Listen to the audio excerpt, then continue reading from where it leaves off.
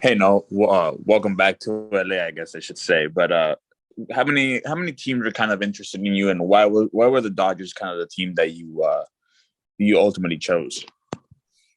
Um, there are a few teams. I'm not really sure. I let my agent just kind of deal with it, and when things really caught steam, to let me know. I think there are quite a bit of teams that made phone calls, but I was really only interested if they were pretty serious. And as far as my decision to choose the Dodgers, I feel like everything that they touch turns to gold. I mean, this is a pretty surreal moment. It's been my dream ever since I was first introduced to Dodger Stadium to play for the Dodgers since 2015. Just the energy and the atmosphere that the Dodger fans and that they create, and just the goosebumps I get every time I step onto the field, even as a visiting player. I feel like my performance is always elevated when I play there. And even this year, when I kind of had a down year, based off my expectations and my standards, I still feel like the one start I had at Dodger Stadium was still some of the best stuff I had. Yeah, I think just I have the utmost confidence in the staff and the organization to help me get back to being the old me. And I just really uh, am fortunate and blessed to play for such a great organization that the Dodgers are. And when you kind of say the old you, I mean, obviously everyone kind of sees the velocity. Is that kind of what you mean, or is it just something else, or just overall, or maybe you're breaking stuff? Like what kind of is the old you? Yeah, the old me. I mean, the velocity is one thing, but this year I just coming back from Tommy John about month 13 or 14. I mean, I was throwing 97, 98 in bullpens, and then I had a little setback, and I'm not really sure if my body kind of just went into a fight or flight, kind of protect itself kind of thing, or it was just the fact that I felt like I'd been throwing for the last 3 years doing like rehab. Like over the last 3 years, I might have only had 3 or 4 total months off. So that might have been a factor into the velocity dip. But I started going down a movement and pitching mechanics kind of rabbit hole, and was getting away from what made me great. I tried to, when I had surgery, everyone was always telling me that I was too big or too bulky, too strong. So instead of continuing to do what made me really good and just chalk it up to like, hey, it's Tommy John surgery. A lot of pitchers, a lot of baseball players go through that. I completely did an overhaul of my training program, and just like my emphasis in the weight room. It was more a lot of mobility, athleticism, and kind of shifted away from the strength and explosiveness. Uh, but yeah, that's basically it. And just like this last year, the results were pretty good, but there were a lot of starts where I was just kind of fighting myself and not having a lot of confidence in my delivery, and it was just kind of hard to fix that during the season. Kind of like trying to change the tires on a car while it's still moving. But once the off season hit, instead of like kind of taking time off, I went to Charlotte, North Carolina, to Tread Athletics.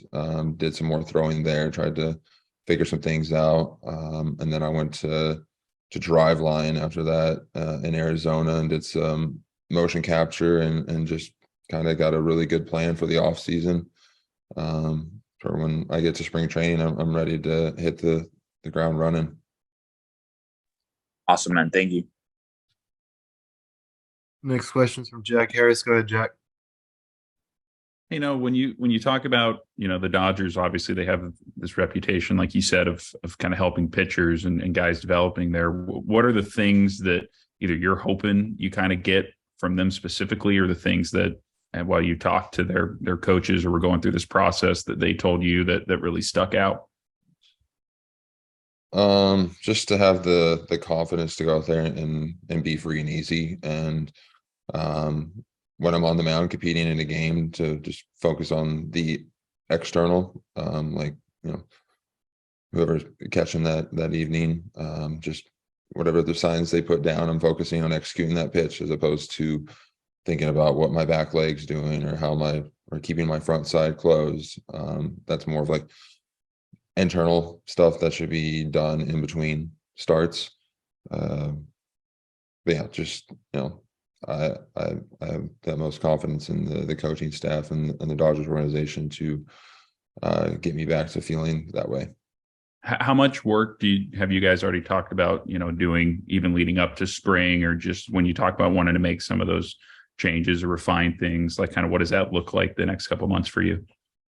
Well, I'm home in Dallas for for the holiday season right now, and then on the 27th, I'm actually going to go to Arizona and just start working with the guys from right then and there. And then one more, obviously, with this team, like the number 34 is really special because of Fernando Valenzuela. Have you talked at all about the number situation? I know you kind of had a similar decision to make last year. Do you know what number you're going to wear yet next year? I think I'm just going to go with 43. Okay, gotcha. Thank you.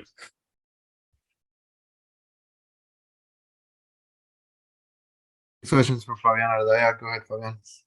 Hey, Noah, nice to meet you. So sort of on a similar vein, we sort of talk about how the Dodgers kind of turn everything to gold in your eyes. Like, is that something that word of mouth starts to spread in terms of some of these success stories that they've had with guys like Tyler Anderson last year, Andrew Heaney? Is that one of those things where guys around the league sort of take notice about what the Dodgers are able to do with some of their pitchers? I'm sorry, I couldn't really hear that very well. Can you say it one more time? Yeah, so I mean, you sort of said that some of the Dodgers turn everything into gold. Is that when you sort of see some of these stories like Tyler Anderson, Andrew Heaney, is that one of those things that word of mouth guys around the league notice, just that Dodgers are able to maximize certain things in certain guys? Yeah, I think when you think of the Los Angeles Dodgers, that has like this aura around it where the expectations are super high, and you're just expected to go out there and perform to the highest level. But yeah, just what they did with Heaney last year and Tyler Anderson, I definitely want to be in that category. And then you mentioned some like the mechanical stuff that you were dealing with last year. How was that mostly just about trying to find the velocity, or was there other stuff that you were trying to find as you're sort of dealing through that stuff last year? I think I'm not really sure. I'm still trying to like process where it all went kind of haywire, because like I said, I couldn't have done a better rehab. Like, I mean, unfortunately, it happened to have like around the same time as COVID, but it gave me, there was nothing to do outside of rehab and eat, sleep, and breathe recovery and wellness. So I was really on the fast track of my recovery, to the point where like I came into spring training the following year, that was almost a year into my rehab, and they were trying to figure out if I should go on the 60-day because my bullpens were looking that good and comfortable, and then I had that setback. So still trying to figure that all out. And I think where I kind of ran into an issue is I tried to, you know, the crappy thing about pitching sometimes is I want to continue to like I love doing dry drills. I want to like continue to work. Whereas like in other sports like basketball, I can go out and shoot a basket for hours at a time. Whereas baseball, you can't do that because you got to manage your workload to prevent injury. So I was trying to find ways to basically take the mound into the weight room, and like you can try to do that, but the mechanics of everything are still a little different. So like my patterning of my movements kind of emulated something that's not really efficient towards pitching. Like, yeah, I can still like throw and get by, but it wasn't like my direction and conviction, and like was just a percentage point off, and that makes the world of difference. Thank you. Next question's from Bill Plunkett. Go ahead, Bill. And Noah, you mentioned the plan for the off season. How much of it is physical and the delivery and mechanics, like you're talking about? How much of it is maybe the Dodgers giving you different ways to use your pitch mix? Well, the pitches I threw last year I just kind of want to throw those away, and because I fully intend on being a different pitcher this next year. So I haven't really paid attention to keeping like those pitch shapes. Just plan on evolving and working with what I got then. So is it more in your mind of recapturing the pitcher you used to be, or being the best you can with what you have now? Whatever I was doing last year was not the best version of me. Like I see no excuse as to why I can't get back to 100 miles an hour and even farther than that. Just doesn't make any sense. I don't think there's like a baseball player in the MLB that does what I do when it comes to the recovery and the training and just the attention to detail. Thank you. We got time for a couple more. Go ahead, Joe. Sorry, go ahead, Eric.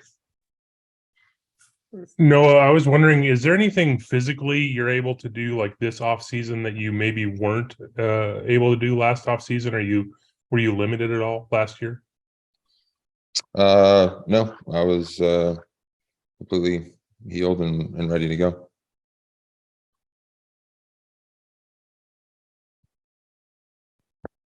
All right, last one's from Joe Reedy. Go ahead, Joe. Hey, now, now with your third organization now in about 15 months, is there anything that you can take last year from the Angels and Phillies that you can use going into the Dodgers? I would say from the Phillies, I mean, yeah, those guys had an insane amount of talent, but I can honestly say I love those guys like brothers, and the clubhouse was treated as such. A lot of good dudes with really strong personalities that really meshed well, that just wanted to win baseball games.